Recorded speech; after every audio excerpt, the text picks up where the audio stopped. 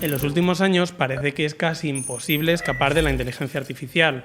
Es el mayor impulsor de cambio en el mundo tecnológico, pero también una fuente muy grande de miedos e inquietudes para muchas personas. ¿Es posible que tengamos un futuro en el que la IA y los algoritmos nos faciliten la vida? Eso vamos a intentar responder hoy con Elena Ibáñez, que viene hoy al podcast de los derechos digitales. ¿Qué tal, Elena? Muy bien, muchas gracias.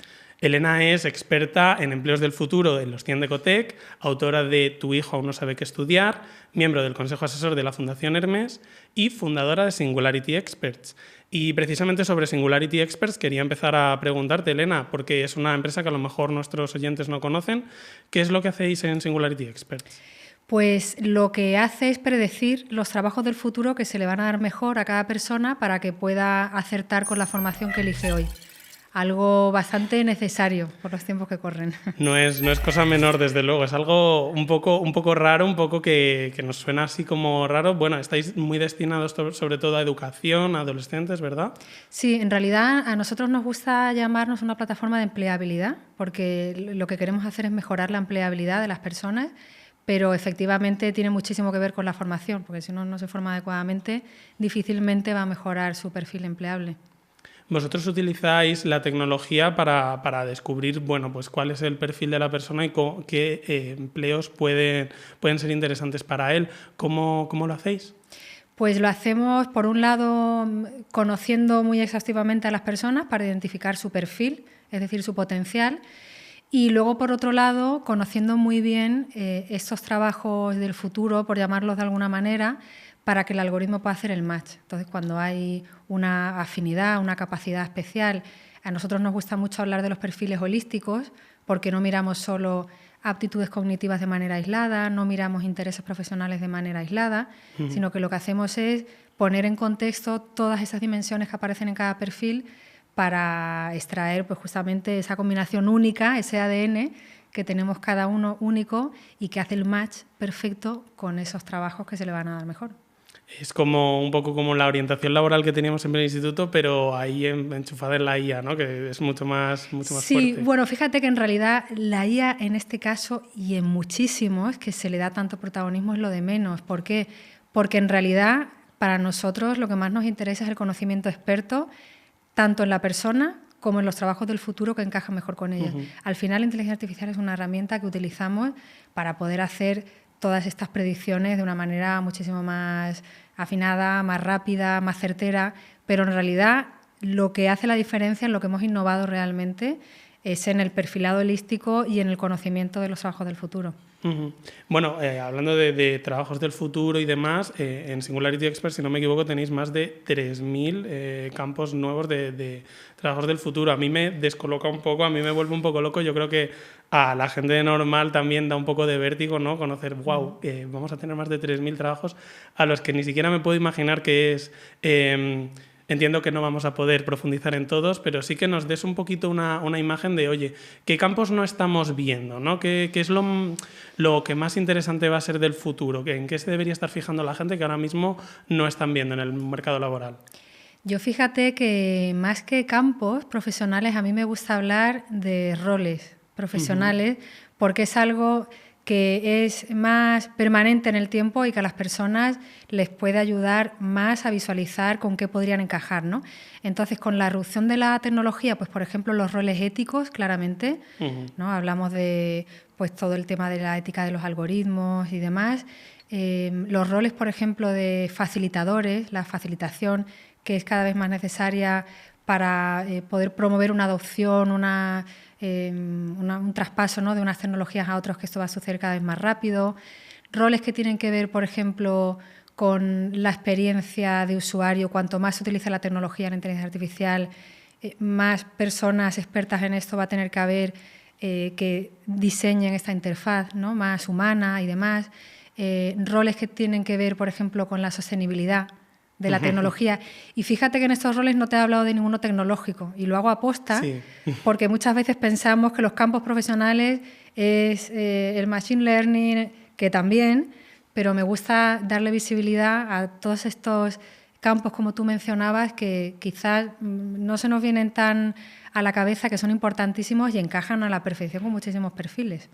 Sí, porque por ejemplo has hablado de la ética, que al final es una rama de las humanidades, ¿no? Que es de primeras pues no se te ocurriría que con la tecnología va a ganar tanto protagonismo, ¿no?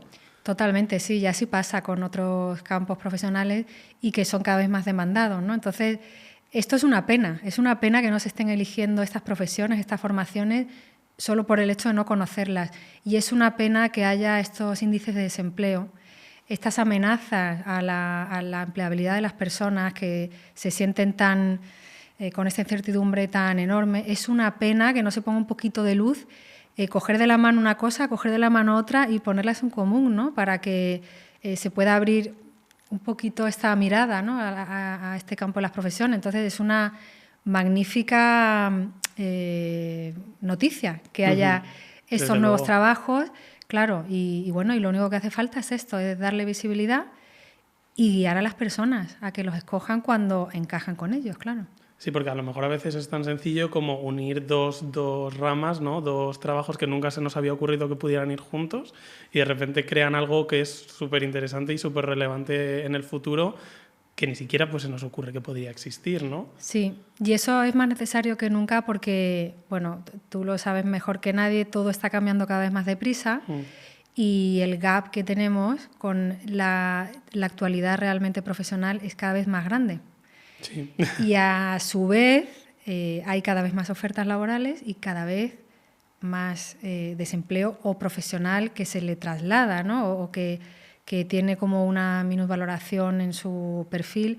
Entonces, esto es cada vez más necesario actualizar esta orientación y esto es lo que tratamos de hacer muy rápido para no perder la oportunidad.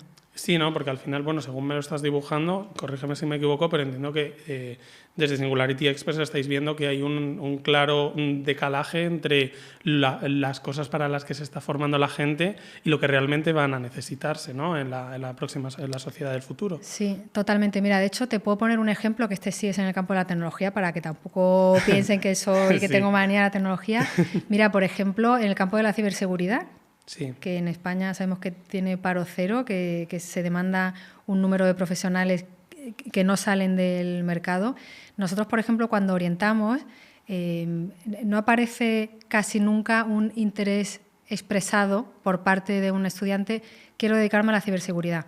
En cambio, sí que hay perfiles expresados o perfiles afines a la informática con perfiles compatibles con el campo de la ciberseguridad.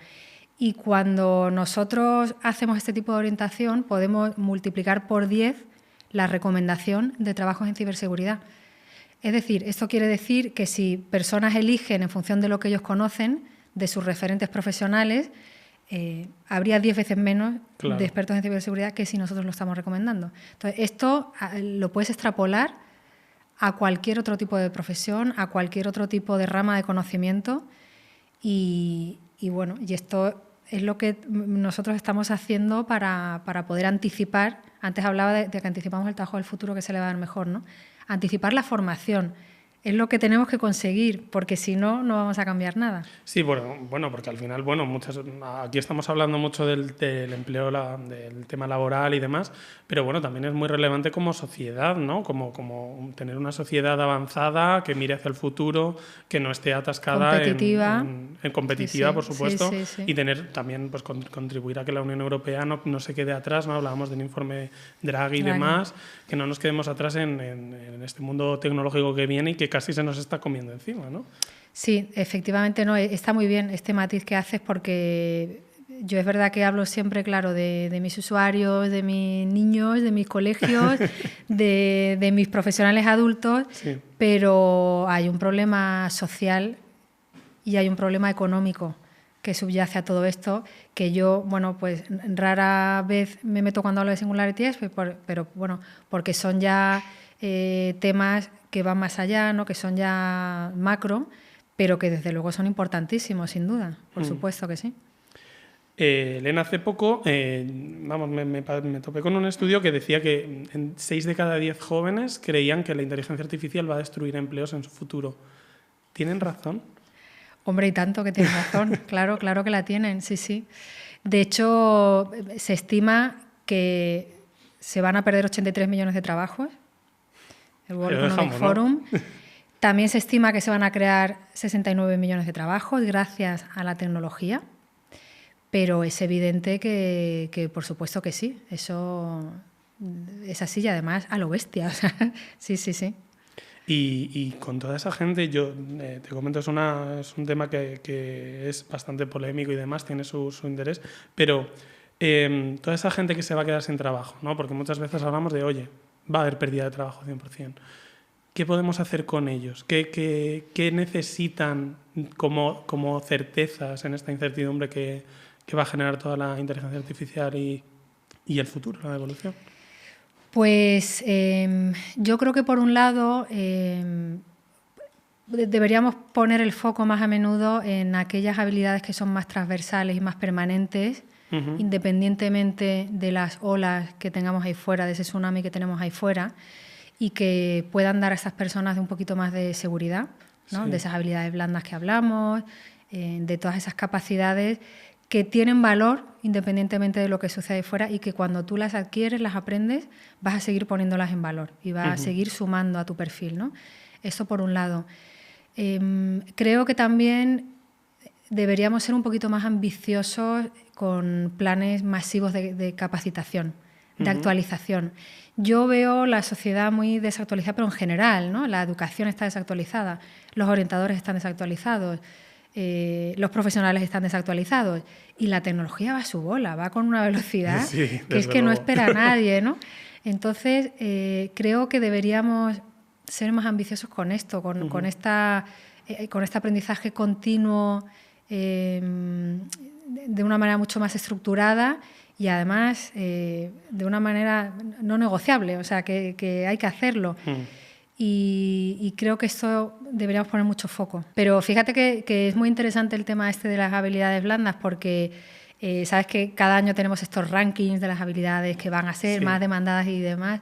Y ya aparecía siempre en primer lugar, si te acuerdas, el espíritu crítico, ¿no? Por ejemplo, y por primera vez empieza a estar por encima del pensamiento crítico el pensamiento creativo.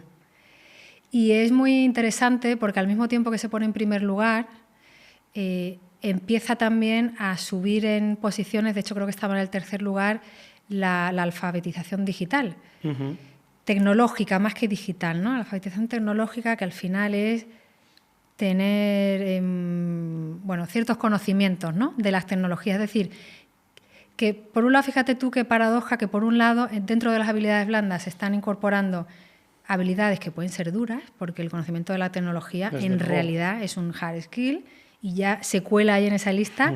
Y también me parece muy curioso que cuanto más sube esto de la comprensión tecnológica, más sube el pensamiento creativo. Sí, parece como irónico, ¿no? Claro, es paradójico, pero en realidad, si te das cuenta, tiene todo el sentido, ¿no? Porque es verdad que la tecnología tú la tienes que entender muy bien para poder implementarla y que se ocupe de todas las tareas repetitivas. Ya a la fuerza tienes que entender cómo va esto. Y eso provoca que el valor que te queda como humano sea más el creativo, ¿no? Claro. Entonces, bueno, me parecía muy interesante cómo está mutando de alguna manera estas habilidades más demandadas porque te están dando una pista muy importante de por dónde viene el mercado laboral y, lo que es más importante, por dónde debemos ir nosotros como perfiles empleables. Porque parece que, claro, llegamos con, bueno, pues lo he dicho, la IA, el futuro, ¿no? Y es como, ¿qué voy a hacer yo, ¿no? Ante todo esto que no conozco y al final, bueno, pues este tipo de herramientas nos ayudan mucho a recuperar ese control. Yo en ese sentido quería también hablar contigo de, pues mira, oye, resulta que yo he pasado por este proceso, ahora he descubierto que quiero dedicarme a, pues no lo sé, la ética de los algoritmos, por ejemplo. ¿Cómo podemos distinguir lo que es real de lo que son castillos en el aire, ¿no? Porque es un poco esta forma de muchas, ahora como hay tanta oferta, tanto que podemos elegir, ¿no? Como personas que podemos decir, oye, esto va a asegurarme un futuro, voy a un buen camino, o a lo mejor te están timando un poquito. Ya, sí. Bueno, es lógico, ¿no? Yo aquí diría que, por un lado, fijarse en tendencias que estén sustentadas en datos.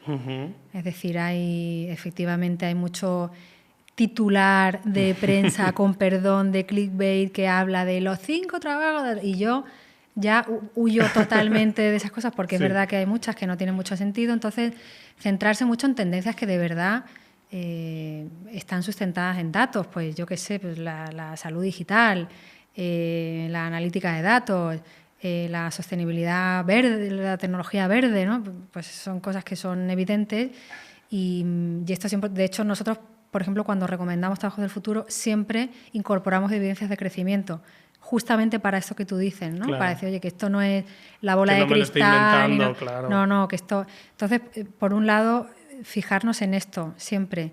Creo que hay otra cosa también que puede aliviar mucho esas certezas, que lo comentábamos antes, que era el tema de los roles, ¿no? ¿Por qué? Sí. Porque yo antes decía que los roles son un poquito más permanentes en la carrera profesional de alguien. Los puestos profesionales van, vuelan, aparecen, desaparecen, ahora se le llama de una manera, ahora se le llama de otra.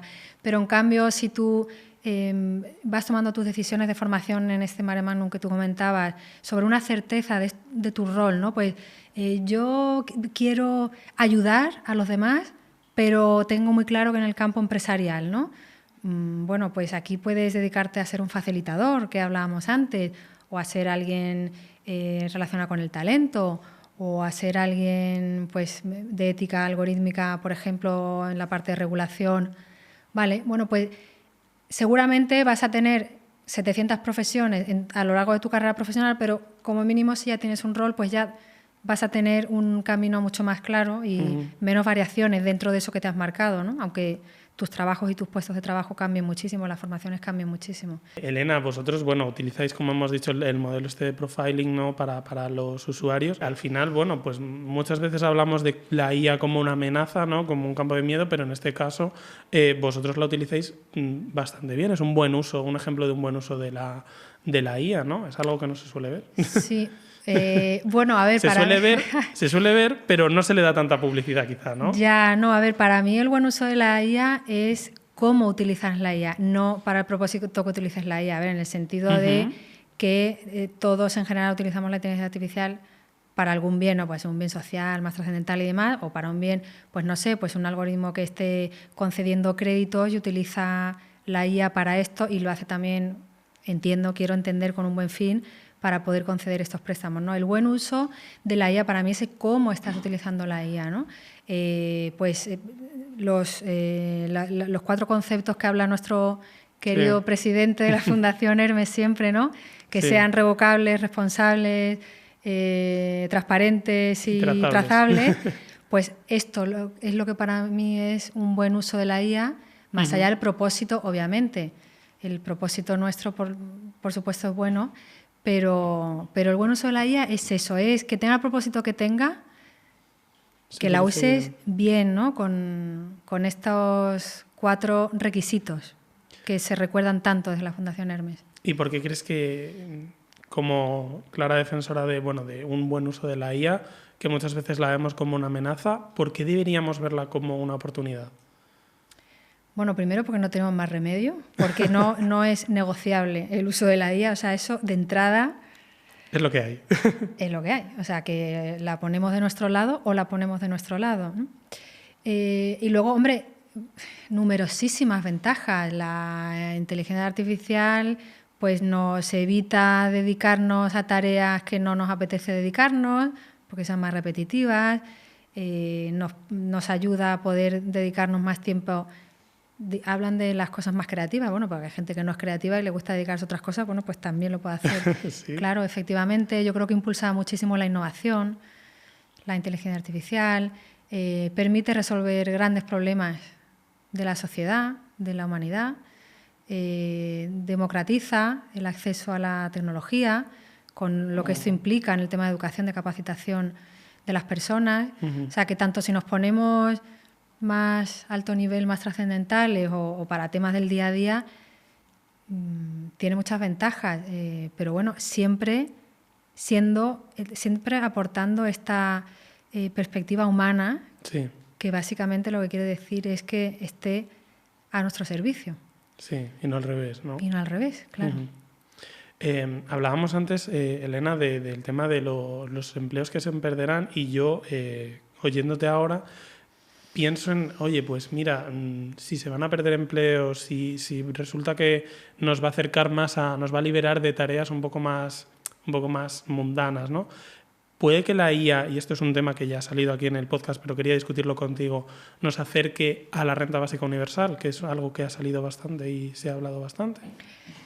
Sí, yo he leído también bastante de que todo va a acabar convergiendo aquí. Esto no se sabe, yo no te puedo dar una respuesta, porque la verdad que no lo sé, ya hace tiempo que aprendí a no contestar cuando no sé algo, pero sí es cierto que antes de llegar a eso, aunque solo sea por un tema de libertad individual, porque entiendo que hay muchas personas que no van a querer someterse a esto, ¿no? Porque siempre hay una parte de motivación trascendental que tenemos muchos seres humanos, y creo que antes de eso podríamos pasar por otras etapas, ¿no? Y quemar otras etapas, y no sé, una de ellas podría ser, pues efectivamente, reformular lo que es el concepto de trabajo, ¿no? El trabajo hasta ahora siempre ha sido algo que hacemos para ganar dinero, y podemos reformularlo en algo que hacemos para sentir nosotros plenitud, gratificación, y no solo para ganar dinero. Bueno, pues a lo mejor podríamos reconvertir esto, y creo que es un buen momento para poder filosofar en el buen sentido de la palabra sobre cómo podemos cambiar estructuras culturales que tenemos en torno al trabajo, y reformularlas, ¿no? Para que podamos darle al ser humano ese sentido, que es lo que nos hace querer estar vivos y dar algo, dejar algo de huella, ¿no? Por este pequeño momento que pasamos por esta vida. Es un futuro que a mí me ha sonado bonito, la verdad. Yo no sé. Qué bien, pues oye, a mí me ha sonado precioso, la verdad. Pero claro, ahora estamos donde estamos. Entonces, como personas y como sociedad, ¿qué debemos hacer para avanzar hacia ese futuro, ¿no? en el que la inteligencia artificial y la tecnología nos va a ayudar a reformular nuestra relación con el trabajo, a encontrar, a luchar más por el propósito y menos por el sobrevivir cada día? ¿Qué debemos hacer, tanto personalmente como socialmente? Pues bueno, aquí claro, es que esto es muy grande, ¿no? Esto que tú acabas de decir, pero yo, por poner el foco en las cosas que a mí más me interesan, pues de entrada, proteger al ser humano. O sea, ¿qué debemos hacer como sociedad? Proteger al ser humano de este descontrol tecnológico que ya se está apuntando por expertos, que empieza realmente a dar miedo, ¿no? Que esto lo llevamos mucho tiempo hablando, el momento de la singularidad. Bueno, mi empresa se llama Singularity Expert por algo, pero ya esto se empieza. Entonces, proteger al ser humano de entrada, que nos protejamos, ¿no? Y hay mucho por hacer en esto. Capacitar a las personas, evitar estas desigualdades, porque si realmente tenemos una sociedad estructuralmente bien formada, y cuando digo bien formada no digo solo capacitada para que sepa programar, sino capacitada a nivel persona, para que tengamos herramientas para asumir tanto cambio, que podamos ponerlas en valor y podamos trabajar con ellas, ¿no? Entonces yo esto es lo primero que te diría: protegernos como seres humanos y educación. Educación. Y sobre educación... Te he dejado ahí la pelota. Me has dejado ahí la pelota, claro, porque es que al final es un tema que, bueno, lo hemos tocado antes, pero sí que me parece muy interesante ver tu punto de vista, ¿no? ¿Cómo debería cambiar la educación, ¿no? Antes lo apuntabas un poquito, pero según lo que tú me estás planteando, estamos formando claramente mal a los jóvenes de hoy en día, ¿no? Porque los estamos formando para un futuro que no va a ser el que ellos creen. Pues digamos que la educación, bueno, podría y debería mejorarse muchísimo. Aquí, bueno, para mí la educación también es un melón que también me toca muy adentro, porque lo vivo cada día. Y bueno, hay tantas cosas por hacer. Pues mira, pasar de una educación con tecnología a una educación para la tecnología, que es hacer un cambio muy gordo, pues en las escuelas lo que se ha entendido por educar con la tecnología es meter pizarras digitales, tablets y demás, y en cambio no se sabe lo que es la programación, no se sabe lo que es la ciberseguridad, no se educa en los perjuicios de la exposición tan temprana y tan prolongada a las pantallas digitales. Sí. Entonces, a eso me refiero, ¿no? Con pasar de educar con la tecnología a educar en la tecnología, educar en el pensamiento computacional, por ejemplo, que ni siquiera te hace falta un ordenador para educar en pensamiento computacional, que fomenta pues todas estas habilidades que hablábamos antes de pensamiento crítico, de resolución de problemas nuevos que te encuentras y demás. Y bueno, y dentro de la educación, por supuesto, yo esto porque me toca muy de cerca, una orientación actualizada. O sea, que nosotros, desde que los niños, y aquí sí digo los niños y las niñas, aquí sí que pongo el foco, porque hay veces que no es tan necesario, pero en esto que voy a decir, caso, sí, que desde muy pequeñitos y muy pequeñitas tengamos aulas con equipaciones para que puedan empezar a experimentar con temas STEM de manera divertida. Podríamos estar aprovechando muchísimo más la diversión y lo interesante que entraña el mundo de la tecnología desde cualquier punto de vista, que me da igual si estamos hablando de una impresora 3D printing o que hablemos de un digital twins en una clase. Es tan fácil hacerlo atractivo, tan fácil, que no estamos hablando de estudiar arameo o latín, ¿no? Sí. Es tan fácil hacerlo divertido, tan tarde estamos llegando que esto yo creo que sería lo primero para fomentar esas vocaciones. Elena, me quedaría hablando contigo un montón de tiempo, pero no quería marcharme sin hacerte una última pregunta, y es que en la Fundación Hermes hablamos mucho de cómo la IA puede ayudarnos a construir un mundo en el que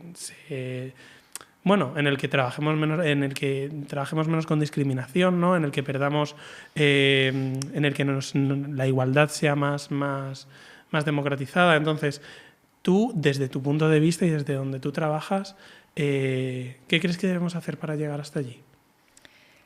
Pues muchas cosas se pueden hacer, ¿no? Por ejemplo, tener equipos muy diversos, por ejemplo, ya te está aportando pues esa igualdad, ¿no? Que le estamos pidiendo a los algoritmos. Al final no olvidemos que los algoritmos los hacen los seres humanos, los diseñamos nosotros. Y eso, por ejemplo, me parece que es algo muy enriquecedor dentro de una compañía.